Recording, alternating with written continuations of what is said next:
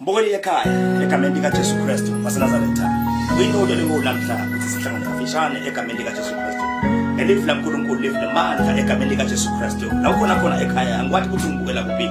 Mhlawumbe ungibukela ebhasini yakho, ungibukela emotweni yakho, ungibukela ekhaya lakho in the comfort of your bed egameni lenkosi. Ngisamhla ngene ekuseni ngene ngelifu laNkulunkulu egameni lika Jesu Kristu. Siqinisana ngelifu yasibambala sibeke lapha egameni lika Jesu Kristu. Ubukele ekhaya uNkulunkulu uyakuthanda. Namhla kuseni ngikhuluma ngenzaba yemajoka ngoba kunejoka umuntu lalayishile emahlombe akhe egameni lenkosi.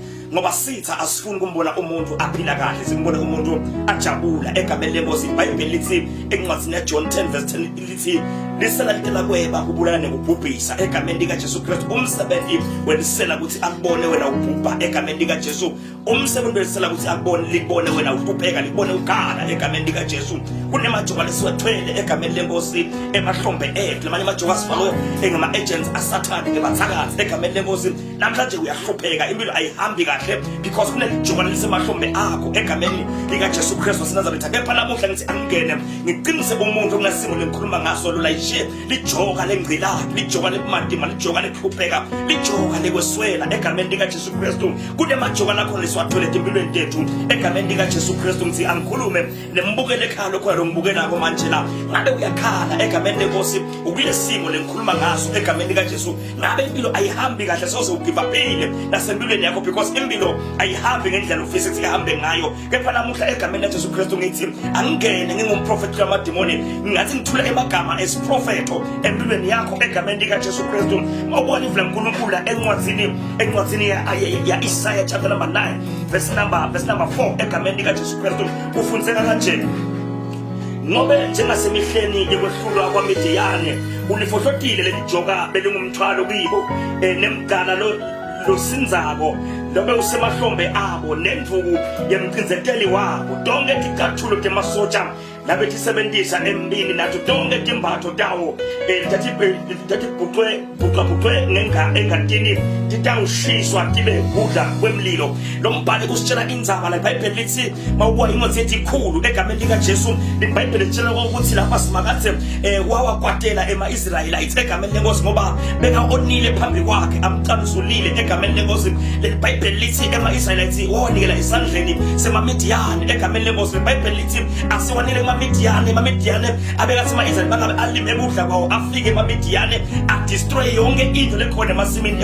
ema-Israelites egameni lenkosi. iBhayibheli lithi bakhala kusimakadze egameni lenkosi. Washo simakadze uyawuva umkhuleko wabo ukukhala kwabo wehlisa umprofeti egameni lenkosi wathi sikhathi sami sekunekhulu sesifikile sengilezi egameni lika Jesu Kristu. Sibona lapha uNkulunkulu uthumela Gideon egameni lenkosi.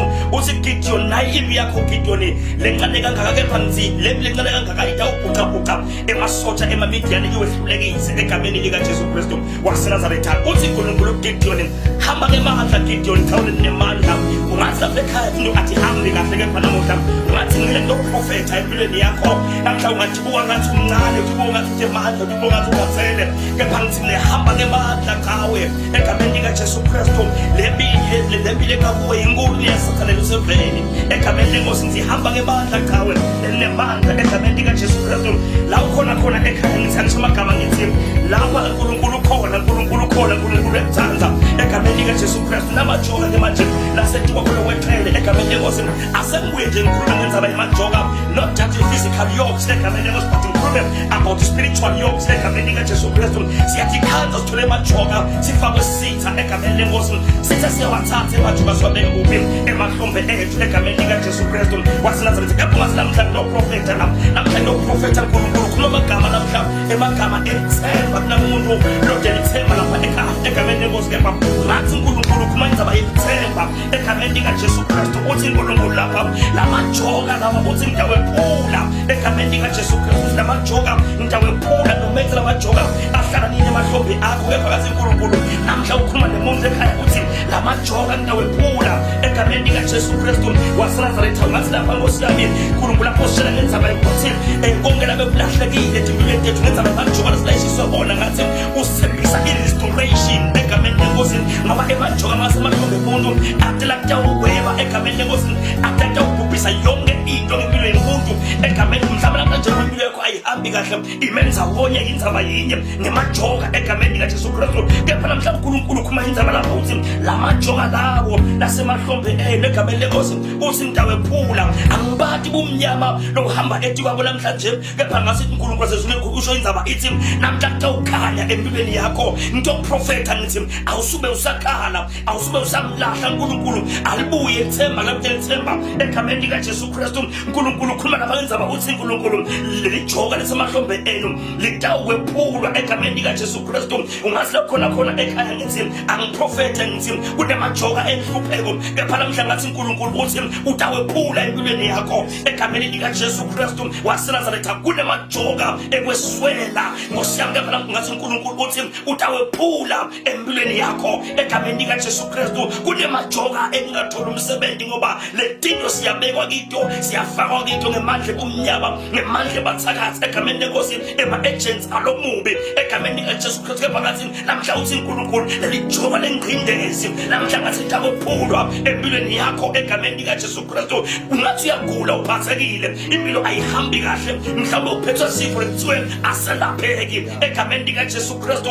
Ngabe ngishukela, ngabe icancer, ngabe ishuga diabetes, ngabe ngisiphi isifo lesingelapheki, HIV ne-AIDS egameni likaJesu Kristu waseNazaretha. Lijoka lelo lebekutiko emahlombe akho egameni likaJesu Kristu lidinga umuntu lotalisusa emahlombe akho egameni likaJesu Kristu. Lembile uyibona ungathi inkulu kunayo, ayisiyo enkulu kunawe egameni likaJesu Kristu, ngoba kunankulunkulu ongakuwe egameni lenkosi. Lo nkulunkulu wa-intervene wangena kwaMidiyane, kwathiwa ukuthi yimbi lenemandla kakhulu, kwathiwa ukuthi yimbi lengahlulwa ngesinye sivi. Kepha uNkulunkulu wefika kuthi Gideon hamba ngemandla qawe lenemandla lapha ekhaya mbukela khona angikutshele amagama ngithi you are a giant egameni likaJesu Kristu. Awusiyo umuntu kadana nje ngenxa yalenkinga lesembi kwakho, kepha you are a giant egameni lenkosi. Uma uNkulunkulu abuka wena ubuka liqhawe lenemandla egameni likaJesu. Lemi mawuyibheke emehlweni yami ngathi ngabe uyabaleka, kepha ngithi namuhla ngithi namhla angikunike amandla ngithi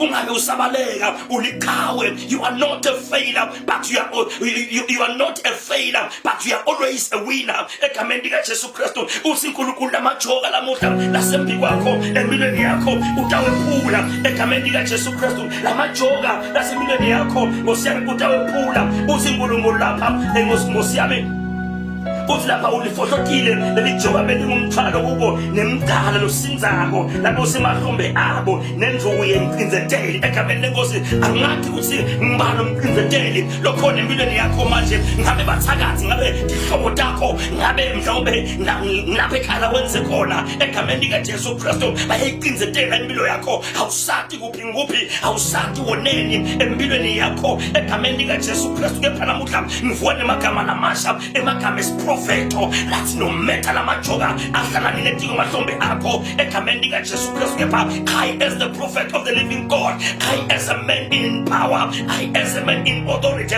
I am here to prophesy over your life. Ngithi lamajoka lawo namhla uNkulunkulu uthi utawephula abusakhala mfana kithi, abusakhala sihlobo sami lapha ekhaya khona lamajoka lawo uNkulunkulu utawephula egameni lenkosi. Usula magama encwadini kaExodus uthi lapha ngosiyami emathwala the Israelites bekuthiwa besafuna kubaleka bile mvegibhitha asura Mose athi usikhiphelele kusho isinto ofika lapha ehlane usho amagama Mose uthi Mose qina nesibinzi ningesabi uthi namhla ngikubona usinzisa wasimakathi ladane intena khona uthi lapha Moses lamagibhitha lewabona kulamhla etimpilweni tenu angiseya uphinze niwabone egameni likaJesu Kristu. Angisho amagama mukele ekhaya uma simakathi asephule bajoka empilweni yakho kunemagibhitha kunemajoka lapho empilweni yakho. Ngizama prophet ngithi lamagibhitha lasembi kwakho lewabona manje awuseyawuphinze uwabone egameni likaJesu Kristu. Tetele mandla simakazi kube asebenze impilo yakho, tetele mandla simakazi kube